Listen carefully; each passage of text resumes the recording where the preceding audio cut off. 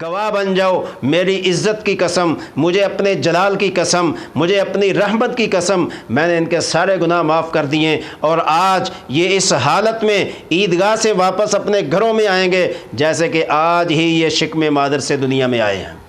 ماہ رمضان المبارک 1443 ہجری بمطابق اپریل 2022 اللہ تعالیٰ نے ہم کو یہ مبارک مہینہ نصیب کیا۔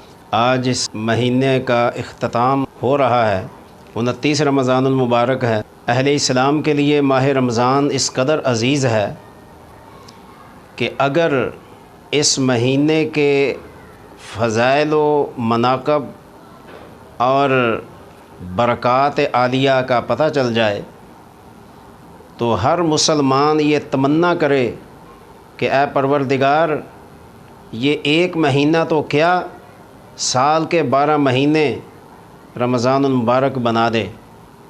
لیکن افسوس کہ بہت سارے مسلمانوں کو اس ماہ مبارک کی قدر نہیں ہے۔ آج یہ مہینہ الوداع کے قریب ہے۔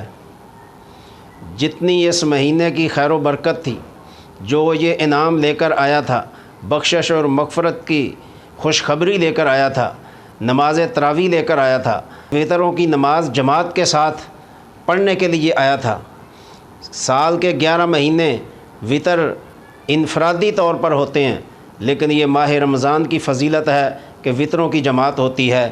اسی طرح ماہ رمضان مبارک صبح سحری اور افطاری یہ وہ اوقات ہیں بابرکت کہ جس میں انسان سحری میں تہجد کا اہتمام کر سکتا ہے، افطاری کے بعد اوابین کا اہتمام کر سکتا ہے۔ تو سامعین، یہ مہینے کے فضائل و مناقب تو بے شمار اور بے حد و انتہا ہیں، ختم ہونے کو نہیں آتے جتنے انسان بیان کرے۔ آج 1 مئی تھا تو میں جب باہر سڑکوں پر نکلا تو میں نے دیکھا جگہ جگہ ٹینٹ لگے ہوئے ہیں اور سرخ رنگ کے جھنڈے ہر سواری کے اوپر نظر آ رہے ہیں، اور مزدوروں کی جماعت کہیں جلسے کرتی نظر آ رہی ہے، کہیں جلوس نکالتی نظر آ رہی ہے، کہیں نعرے کر لگاتی ہوئی نظر آ رہی ہے۔ تو میں نے سوچا کہ یہ آج 1 مئی کا دن یوم مزدوری کا دن ہے، مزدوروں کے منانے کا دن ہے، اس لیے کہ 1 مئی کو بہت سارے مزدوروں کو بے جا قتل کر دیا گیا تھا۔ اس دن سے لے کر آج کے دن تک 1 مئی یوم مزدور کے نام سے منایا جاتا ہے، سرکاری طور پر منایا جاتا ہے، اور ملک کا سربراہ اس حق میں بیان دیتا ہے کہ ہم مزدوروں کے ساتھ ہیں۔ بارکیف میں اس تفصیل میں نہیں جانا چاہتا۔ یوم مزدوری کا دن جو ہے اس لیے کہ وہ مزدوروں کا دن ہے، تاکہ مزدوروں کا خیال کیا جائے۔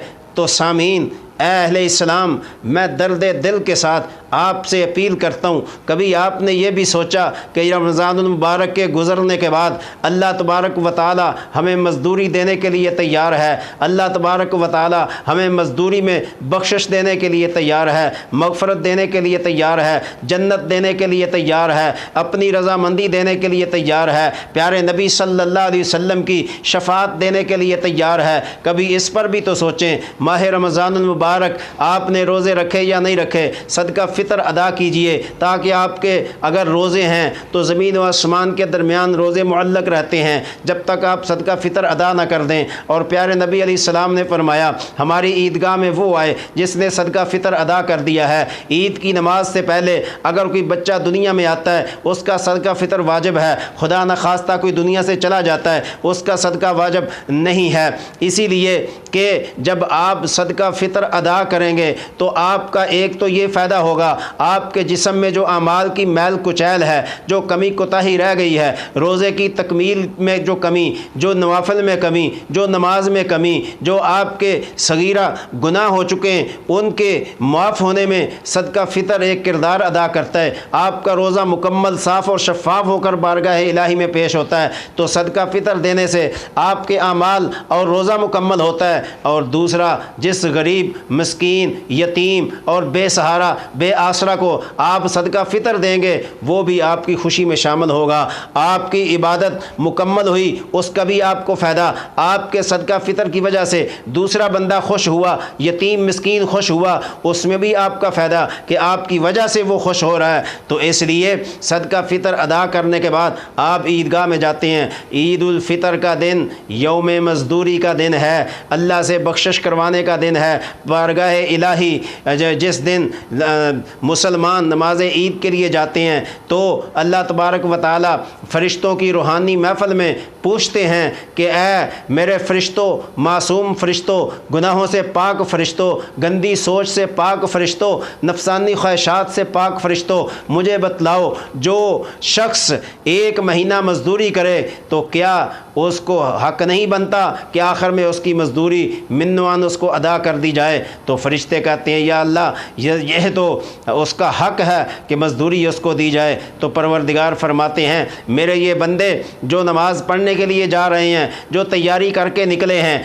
जो तकबीरात पढ़ते हुए निकले हैं, सफ़ेद लिबास ज़ेब तन करके निकले हैं, ईदगाह की तरफ जा रहे हैं, इन्होंने पूरे महीने के रोज़े रखे, इन्होंने नमाज तरावी अदा की, इन्होंने सहरी और अफ्तारी का इंतज़ाम किया, इन्होंने दूसरों के रोज़े अफ्तार करवाने का इंतज़ाम किया। ये गुनाहों से बचे, ख्वाहिशात बद से बचे और अपनी ज़ाती ख्वाहिशात से बचे, और जो चीज़ें मैंने हलाल की थी रोज़े की हालत में उनको भी हराम समझा।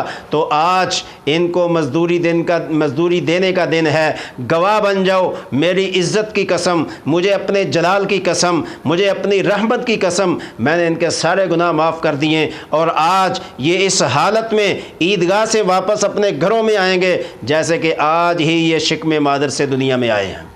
तो सामीन, ये बहुत बड़ी फ़जीलत है अहले इस्लाम के लिए। परवरदिगार जल्ला मजदूहू हमें इस महीने में जो हमसे कोताहियाँ सरज़द हुई, परवरदिगार अपने फ़ज़ल से प्यारे नबी अलैहिस्सलाम के सदक़ा में हमें माफ़ फ़रमाए और उसका पूरा पूरा अजर व सवाब नसीब करे, और आइंदा भी हमारी ज़िंदगी में अल्लाह हमें माह रमज़ान नसीब करे।